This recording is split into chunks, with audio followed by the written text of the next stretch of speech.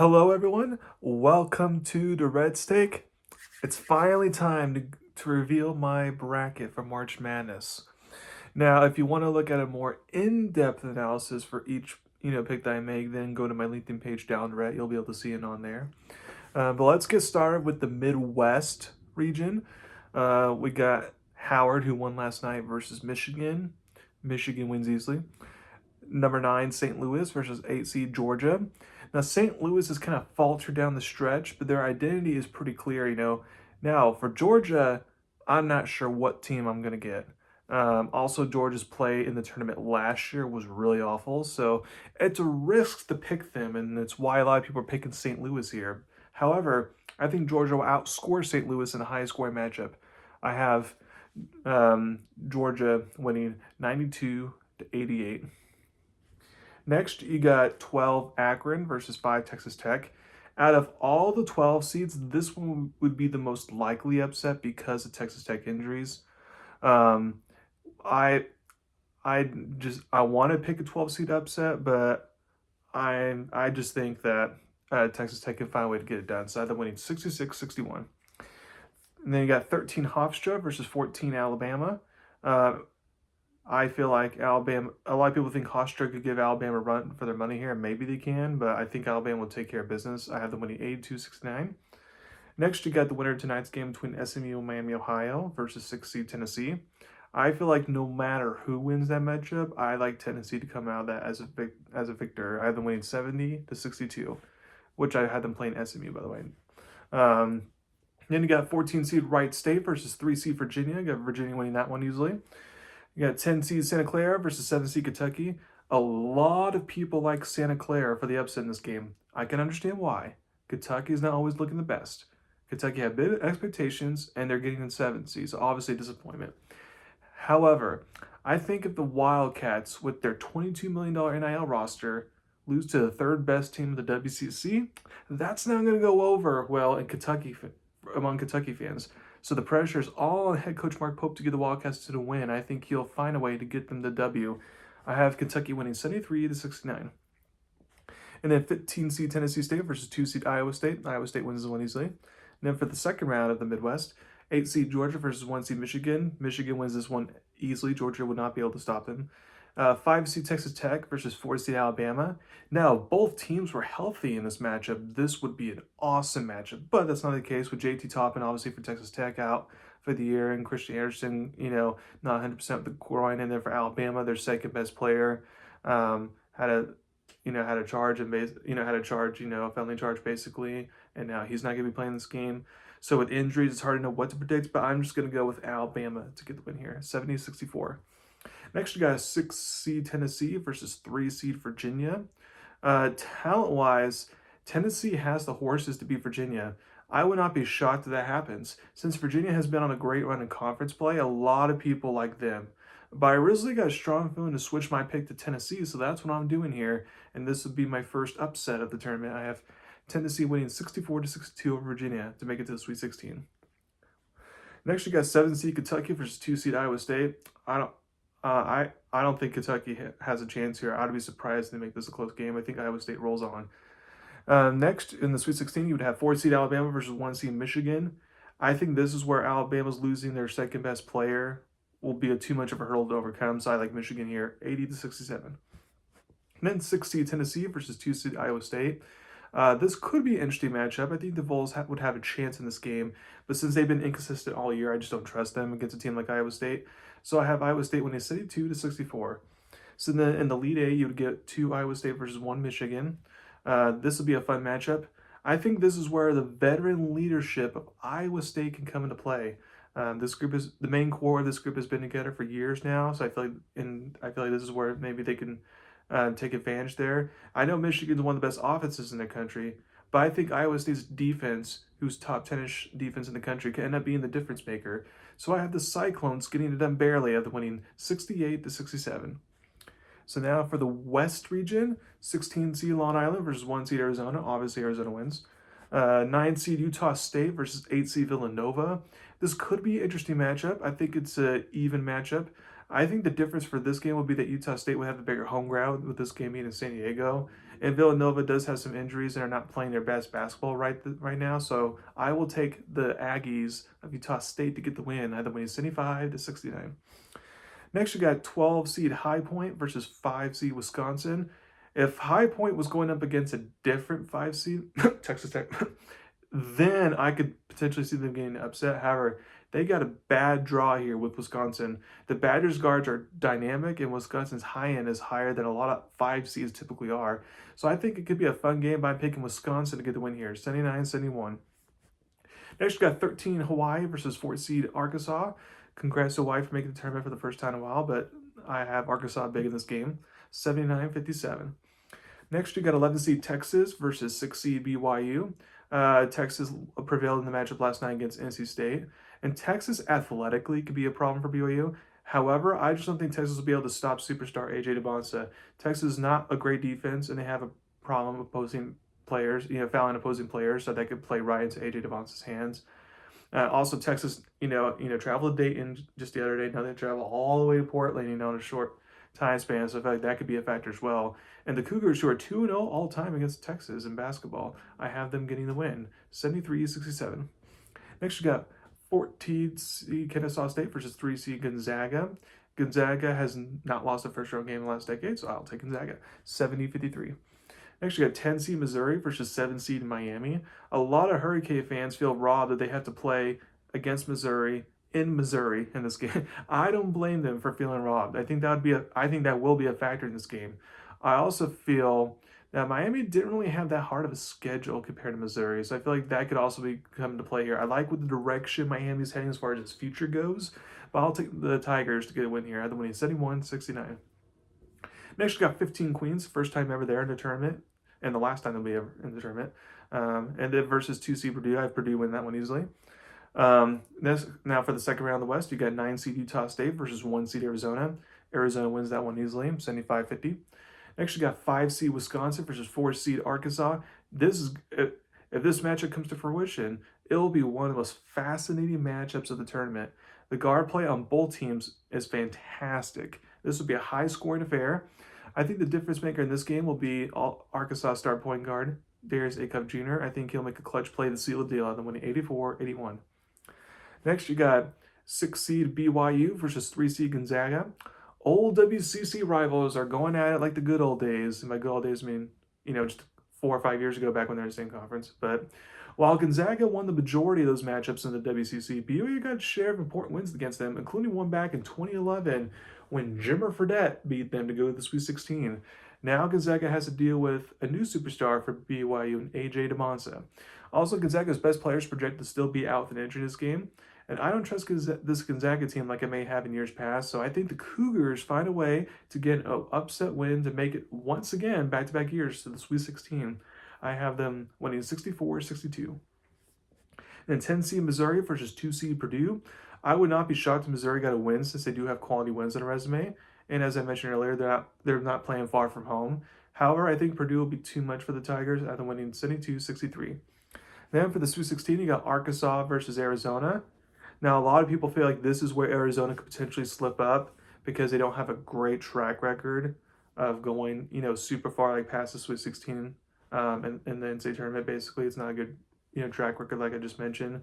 And Darius Acuff Jr. will be hard to handle, but I feel like Arizona's team defense, could be the difference maker. So I have Arizona winning 70-66.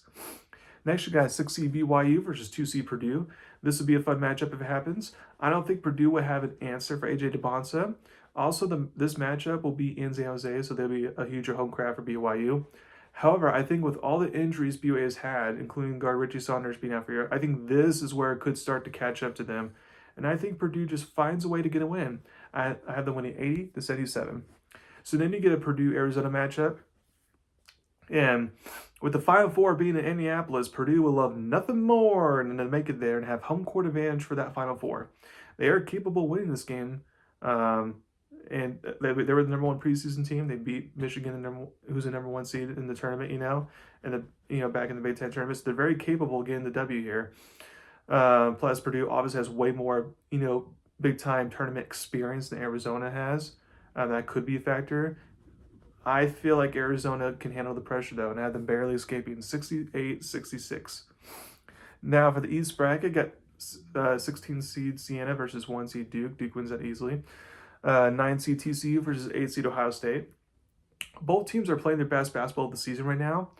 I feel like Ohio State got a generous seed. I thought they were like in 10, maybe 9 at best, but they got a generous. However, they did not get a generous matchup here because I think the Horned Frogs are a dangerous team when they're at their best, and I think they actually get the win here 69-64. Next, you got 12 seed Northern Iowa versus 5 seed St. John's. Northern Iowa has been known to have some upsets in the NCAA tournament in the past. However, St. John's is coming to grow up momentum. I think they can use that to their advantage. I had them winning 62-53. Next, you got 13 seed Cal Baptist, their first time ever making the tournament, versus 4 seed Kansas. Kansas wins easily, 76-52. 11 seed South Florida versus 6 seed Louisville. This is one of the hardest first round games for me to predict. South Florida has a great offense and is great at forcing turnovers and going to the free throw line. However, their defense is putrid, and Louisville could take advantage of that. Even though Louisville is used to playing without their star player, Mikael Brown Jr., I still think not having him for this game could be the difference maker. So I'm going to go with the Bulls to get the upset, 92-89. 14 seed North Dakota versus 3 seed Michigan State. Out of all the 14 seeds, I think North Dakota State's the best of the 14 seeds, but they got a tough draw here. So I have the Spartans taking care of business, 74-58. Next, you got 10 seed UCF versus 7 seed UCLA. The Bruins' top 2 players not 100% coming into the tournament. Now, the team says that both will be playing in the game. If that's the truth, and assuming they stay healthy throughout the game, then I think the Bruins can win this game because they finish the season with strong momentum. And even if one of those players is out, if one of those players is out, then I think then that's where the Knights could get the upset since the Knights have a really good offense to speak of. But like I said, I assume both players will play and they'll play throughout the game. So therefore, I have UCLA getting a close win, 69-64. Then 15 seed Furman versus 2 seed UConn. Furman has been known to also get some upsets in March Madness, and they're the best out of the 15 seeds. However, I think UConn will take care of business, 77-57, this final score there. Next, in the second round, you got 9 seed TCU versus 1 seed Duke. Out of all the 1 seeds that could lose in the second round, this is the most likely. TCU has beaten teams like Florida as a 1 seed, Iowa State a 2 seed, and gave Michigan as a 1 seed a run for its money. Plus, the Horned Frogs are playing their best basketball right now, as I mentioned earlier. And Duke has some injuries that they're dealing with. However, the only reason why I won't fully commit to TCU getting the win in this game is that they don't have a player like Duke has with Cam Boozer where he can just take over a game late and get the W. So that's why I think will happen if Duke winning 77-73. Next, you got 5 St. John's versus 4 seed Kansas. Rick Pitino versus Bill Self's a great coaching matchup. To me, both of these teams are really even. This was like the most difficult game for me to predict. This really just comes down to Kansas' best player, Darren Pearson. If he plays like a number 1 caliber pick, he can lead them to a win, no problem. If he plays well for one half and then disappears in another half, and like he's done so many times throughout the year, then St. John's will get the win. A lot of people like the Red Storm to get the upset here, especially since they ended the season on good momentum and they should have got a better seed. However, I think Peterson might just go berserk and carry the Jayhawks to win to return to the Sweet 16 for the first time since 2022, believe it or not. I have Kansas winning 55-54. And then you got 11 South Florida versus 3 seed Michigan State. The Bulls had the offense to keep up with the Spartans, but Michigan State are still wins. I had them winning 86-73. And then 7 seed UCLA versus 2 seed UConn. If there were a 7-10 seed matchup to like a 10 seed or if there were like a 7 seed or a 10 seed that were to make it all the way to the Sweet 16, I think this would be the one. Even if UCF were to win that first round game, and it's not UCLA. But UConn has faltered down the stretch. However, I just don't see a Dan Hurley team losing in the big dance before they get to the Sweet 16 unless they're playing like a 1 seed or something like they were last year. So I like the Huskies to find a way to get the win here. Either winning 66-59. Then in the Sweet 16, you got 4 seed Kansas versus 1 seed Duke. Now, when these teams played back in November, Darren Pearson did not play in that game, and it wasn't close. So I think it'll be closer this time around with Darren Pearson playing, but I still have Duke getting the win, 73-67. Then you got 3 seed Michigan State versus 2 seed UConn. It's hard to bet against either of these coaches and Tom Izzo and Dan Hurley. I think it'll be a fun competitive matchup. I have gone back and forth on who I think will win this game. I think since UConn has not looked the best and Michigan State has the higher ceiling, I think Michigan State gets the win here. Either win 60-56. Then you get a Michigan State Duke Elite 8 matchup. Both of these teams played back in non-conference play, and it was a competitive game which Duke won. Will it be different this time around? I think it could because of Duke's injuries I mentioned earlier. I think this is where the Blue Devils not being 100% healthy as a team can catch up to them, and the Spartans get to the Final Four unlike last year, either winning 66-64. Now for the South region, you got 16th seed, the winner tonight's Prairie A&M and Lehigh versus 1 seed Florida. Florida wins easily. 9 seed Iowa versus 8 seed Clemson. I think this would be a close matchup that comes down to the wire. This is a matchup where Clemson's a deeper team, but Iowa State has the star player Bennett Sturts, who had a great March Madness performance last year with Drake. I know every year is different, but based on the way Sturts performed last year in the postseason and the way Clemson has performed, the way the way Clemson also performed in the tournament last year, where they just got off to a horrible start. I will roll with the Hawkeyes to get the close win here, they're winning 64-62. Next, you got 12 seed McNeese versus 5 seed Vanderbilt. McNeese was one of the few teams to get upset in the first round last year. Can they do it again? I don't think so. The Vandy team is better than the Clemson team was last year that McNeese beat, even though they're both 5 seeds. And also, the key factor is the head coach and the star players from last year's team are not there anymore for the most part. So I think Vanderbilt should get the win here easily, 68-49. Next, you got 13 seed Troy versus 4 seed Nebraska. Out of all the 13 seeds, I think Troy is the best chance to pull off an upset. They won at San Diego State and took USC to the wire back in non-conference play, dominated the Sun Belt. Nebraska is still looking for its first tournament win ever, so a lot of pressure is on them. I think the Cornhuskers will be tight in the first half, and then they'll take over in the second half, after winning 78-67. 11 seed VCU versus 6 seed North Carolina. VCU was a bubble team going into their conference tournament, and now we know that if VCU didn't win the Atlantic 10, they would have been left out of the big dance. So I feel they will take advantage of that, especially since North Carolina is not going to have their star player, best player, freshman Caleb Williamson. They get a dramatic win to advance, and they're winning 67-65. 14 seed Penn versus 3 seed Illinois. Penn's head coach used to be the coach at Iowa for years and struggled to beat Illinois during his time at Iowa. So it'd be funny now that he's at Penn if he all of a sudden gets a win against Illinois. Congrats to Penn for making the clutch shots in their conference tournament games to make it to this point, since they're not favored to win their conference tournament. But Illinois should have no problems here. Illinois winning 82-47. Next, you got 10 seed Texas A&M versus 7 seed St. Mary's. This is a coin flip type of game. These teams have very different styles, though it will be interesting to see which styles prevail. The one SEC team St. Mary's played this year on the neutral court was Vanderbilt, and it wasn't even competitive. They got romped. Now, Vanderbilt is better than the Aggies, but I have a feeling that the Aggies will surprise some people and get the win. Plus, this is going to be a heavy Texas A&M crowd with this game being Oklahoma City. So I have A&M winning 60-58. And then 15 seed Idaho versus 2 seed Houston. Idaho makes the tournament for the first time since 1990. However, they'll have a quick exit. Houston wins easily, 76-52. And then for the second round, you got 9 seed Iowa versus 1 seed Florida. Florida wins this matchup easily. Iowa is not a good matchup for them. So I have Florida winning 80-59. Then you got 5 seed Vanderbilt versus 4 seed Nebraska. Both of these teams surprised people and went undefeated in non-conference play. So this would be a fun matchup. To me, this comes down to if both teams are at their best, who I think will win. And Vanderbilt's ceiling is higher, so I'm going to take Vanderbilt to get the Sweet 16 after winning 82-67. Next, you got 11 seed VCU versus 3 seed Illinois. I don't think VCU will have a Cinderella run. I think this is where it ends. Illinois wins easily, 81-59. And then 10 seed Texas A&M versus 2 seed Houston. These two teams played back in 2023 in the second round of the tournament, and it was a classic game that went in overtime, came out to the wire. Can it be what's in store once again? I don't think so. I think Houston should win this game easily, after winning 70-56. Now for the Sweet 16, you got 5 seed Vanderbilt versus 1 seed Florida. These conference foes have played twice. Florida got a close win at Vanderbilt the first time around, and then more recently in the conference tournament, Vanderbilt whipped Florida. So after getting embarrassed by Vanderbilt in the last meeting, I don't think Florida will be overlooking them this time around. So I like the Gators to keep their repeat hopes alive of the winning 80-71. And then you got 3 seed Illinois versus 2 seed Houston. This was going to be a fun Sweet 16 matchup right here.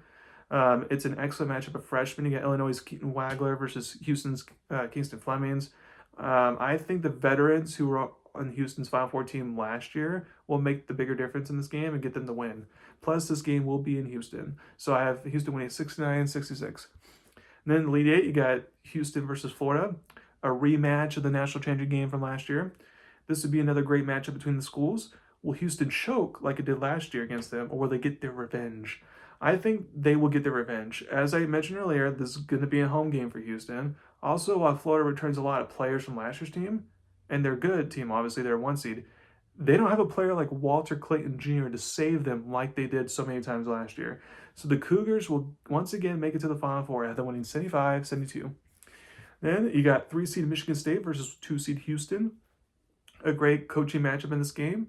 I think Houston's good rebounding defense will be a key factor, and now Houston has more of an offense to speak of compared to last year's team. So I think Houston's going to make it back to the talent game, either winning 66-60. And then you get a Big 12 matchup between 2 seed Iowa State versus 1 seed Arizona. When the Cyclones played in Arizona, it was not close, but then when they played more recently in the Big 12 tournament, it came down to a buzzer beater. So Iowa State has a chance to get the win here. But I think Arizona will complete the sweep of the Cyclones and make it to the title game. I had them winning 68-61. So then you get a Big 12 championship matchup of Houston versus Arizona. In the two matchups this year, Arizona won both times, and there wasn't a common theme. In the first matchup, Houston turned the ball over too many times. In the second matchup, Arizona just barely, shut the ball better, to be frank, So maybe Houston can finally break down the door and win their first title ever. However, I will take Arizona. Besides one bad week that they had in February, Arizona has looked consistently like the top team in the country this year, and I think they will demonstrate that in this game and cut down the Nets in Indianapolis at the win 69-64. So thank you very much. This is my podcast today. Please subscribe to my channel about me. Eventually, I'm going to be coming out with my NFL mock drafts, so stay tuned for that, and my NBA playoff predictions. So stay tuned for those. Thank you very much. You all have a wonderful March Madness. Thank you.